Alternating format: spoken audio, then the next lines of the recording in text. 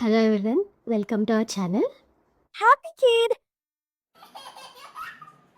ముందుగా అందరికీ శ్రీ పరాభవనామ సంవత్సర ఉగాది శుభాకాంక్షలు. ఉగాది పచ్చడి చేస్తున్నప్పుడు మీ పిల్లలకు ఖచ్చితంగా ఈ వీడియోని చూపించండి. ఎందుకంటే మన పండుగ గురించి పిల్లలు ఖచ్చితంగా తెలుసుకోవాలి కాబట్టి. ఇంకా ఆ వీడియోలోకి వెళ్తే, అది ఉగాది పండుగ రోజు ఉదయం. ఇంట్లో పండుగ వాతావరణం నెలకొంది.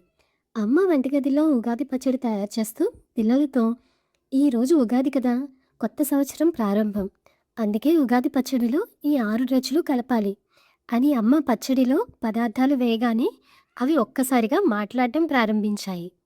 ముందుగా వేప పువ్వు. హలో పిల్లలు, నేను వేప పువ్వు. నా రుచి చేదుగా ఉంటుంది. జీవితంలో కొన్నిసార్లు కష్టాలు కూడా ఉంటాయి. అవి చేదుగా అనిపించినా మనల్ని బలంగా చేస్తాయి అని చెప్పింది. పిల్లలు, అయ్యో చేదు కూడా అవసరమా అని అనగానే వేప పువ్వు, అవును పిల్లలు, కష్టాలు లేకపోతే మనం బలంగా మారలేం కదా అని చెప్పింది. ఇంతలో బెల్లం బయటకు వచ్చి నవ్వుతూ, నేను బెల్లం, నా రుచి తీపి. జీవితంలో సంతోషాలు ఆనందాలు కూడా ఉంటాయి. అవే మన జీవితాన్ని మధురంగా చేస్తాయి అని చెప్పింది. పిల్లలు, వావ్, మాకు తీపి అంటే చాలా ఇష్టం అని చెప్పారు. ఇంతలో చింతపండు, హేయ్, నేను చింతపండు. నా రుచి పులుపు. జీవితంలో ఆశ్చర్యాలు కొత్త అనుభవాలు కూడా ఉంటాయి. అవి పులుపు లాంటివి అని చెప్పింది. ఇంతలో మిరపకాయ బయటకు వచ్చి ఎంతో ఉత్సాహంగా, హే పిల్లలు, నేను మిరపకాయ. నా రుచి కారం. జీవితంలో కోపం ఉత్సాహం కూడా ఉంటాయి. అవే మనలోని ధైర్యాన్ని పెంచుతాయి అని చెప్పింది.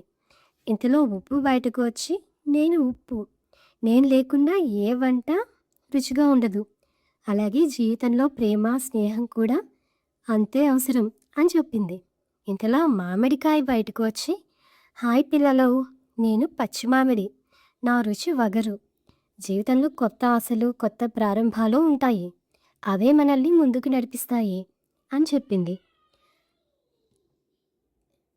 ఇక అన్నీ కలిసి పిల్లలు జీవితంలో తీపి చేదు పులుపు కారం ఉప్పు వగరు అన్ని రుచులు ఉంటాయి. అందుకే ఉగాది పచ్చడి మనకు జీవితం గురించి ఒక మంచి పాఠం చెప్తుంది అని చెప్పాయి. దానికి పిల్లలు ఆనందంగా ఉగాది శుభాకాంక్షలు చెప్పారు. మాకు చిన్నప్పుడు ఎలా ఉండేది అంటే, ఉగాది పచ్చడి టేస్ట్ చేసేటప్పుడు ఫస్ట్ ఏ టేస్ట్ అయితే మనం ఫీల్ అవుతామో, లైక్ 6 రుచుల్లో ఆ ఇయర్ అంతా మనకి అలానే ఉంటుంది అని చెప్పేవారు. అప్పట్లో అది కొంచెం ఎక్సైటెడ్‌గా ఉండేది. మీకు ఇలాంటి ఎక్స్‌పీరియన్స్ కానీ, మెమరీస్ కానీ ఉంటే కామెంట్ సెక్షన్‌లో చెప్పండి.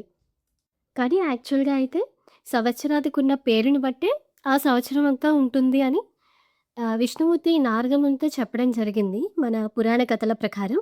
ఆ విధంగా చూస్తే ఈ సంవత్సరం పరాభవనామ సంవత్సరం.